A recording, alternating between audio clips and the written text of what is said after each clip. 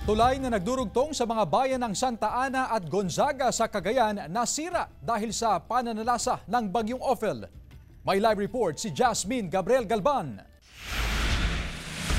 Jasmine? Chris, malakas na buhos ng ulan ang dala ng bagyong Ophel sa probinsya ng Cagayan dahilan ng flash flood sa ilang lugar sa probinsya na kung saan ay nagdulot pa ng pagkasira ng tulay sa aking likuran.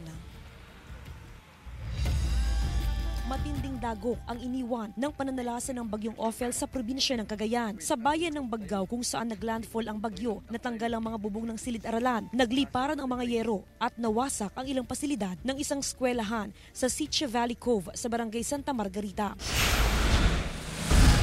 Sa bayan naman ng Santa Ana, kahit gabi na, tuloy pa rin ang pag-rescue ng otoridad sa mga residenteng nakatira malapit sa ilog. Umapaw kasi ang mga ilog dahil na rin sa malakas na buhos ng ulang dala ng bagyo.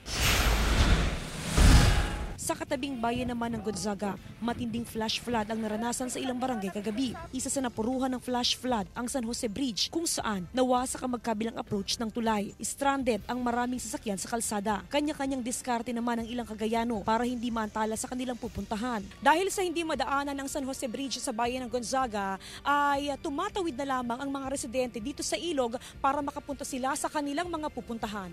Si Mang Pedro mula sa bayan ng Santa Ana, importanteng makapunta raw sa bayan ng Gonzaga dahil kailangan niyang ayusin ang nasirang bubong sa bahay ng kanyang anak. Mahirap, mama. Dahil? Wala nga sasakyan na papunta rito. Kaya nga naglakad na lang ako. Ipinangako naman ng DPWH ang agarang pagsasaayos sa tulay. Giit ng DPWH, bago manalasa ang mga bagyo, maayos ang kondisyon ng tulay. Ang nasira yung approaches natin na was out. So I can assure na madali na lang nating may restore ito. Kasi marami namang mga equipment, tulong-tulong yung mga both private and DPWH at I think may LGU pa. At yung pagkuha natin ng source ay malapit lang. Bukod sa nasirang tulay, matinding pinsala rin ang iniwan ng bagyong Ophel sa mga magsasaka. Problema ngayon ng mga magsasaka kung papaanong makakapagtanim muli. Gayong ang kanilang ekta-ektaryang taniman ng palay ay natabunan na naglalakihang mga troso na galing sa bundok. Naabutan namin sa gitna ng mga naglalakihang troso na nakaupo ang magsasaka na ito habang binabantayan ang nag-iisa niyang alagang baka na nakaligtas sa rumaragasang baha. Sobrang panlulumo ang kanyang nararamdaman. 4 na alaga niyang baka at 3 baboy ang nangamatay matapos matangay ng baha. Natabunan din ng troso ang kanyang mga pananim na palay. Mahirap explain, ma'am. Kasi alaga namin, kabuhayan din namin ngayon. Saka yung mga palayan, ma'am, na tabunan din ng mga ganito.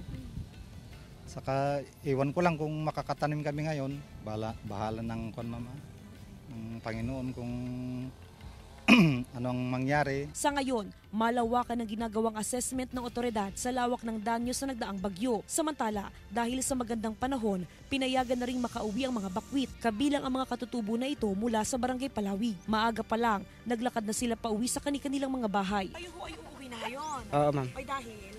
Dahil tignan namin yung bahay namin, ma'am, kung mayroong pang... Pero ayos naman ang panahon, di ba? Oo, ma'am. So okay lang. Okay lang, ma'am. Chris, sa mga oras nga na ito ay tuloy-tuloy pa rin yung restoration na ginagawa ng DPWH sa may San Jose Bridge. Actually, Chris, yung dalawang side ng yung magkabilang side ng tulay ay sabay na rin na ginagawa ng DPWH. Ang projection ng DPWH by 10 p.m. ay mabuksan yan sa mga motorista at madaanan nga ng mga sasakyan. Alam mo, Chris, napaka-importanting mabuksan yung tulay na madaanan niya ng mga motorista dahil kanina meron yung special emergency case kung saan meron pasyente sa bayan ng Santa Ana na kailangang dalhin sa isang ospital sa Tuguegarao City.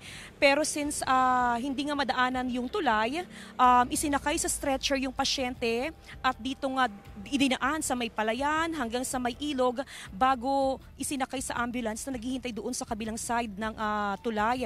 Bukod doon, merong mga relief packs o mga relief goods na galing sa part ng Gonzaga at maging sa may ibang bayan since isolated nga ang bayan ng Santa Ana, mano-manong binuhat yung mga food packs para lamang madala dito nga sa bayan ng Santa Ana. Kaya marami, Chris, yung mga umaasa na mga, actually sa oras ito, Chris, makikita natin na maraming sasakyan, yung stranded na sa magkabilang side, na umaasa na ngayong gabi ay mabuksan na rin yung tulay at kabilang tayo, Chris, sa mga umaasa na ngayong gabi nga ay madaanan ang tulay at sila ay syempre makapunta sa kanilang mga pupuntahan, Chris. Maraming salamat at ingat kayo. Jasmine Gabriel Galban.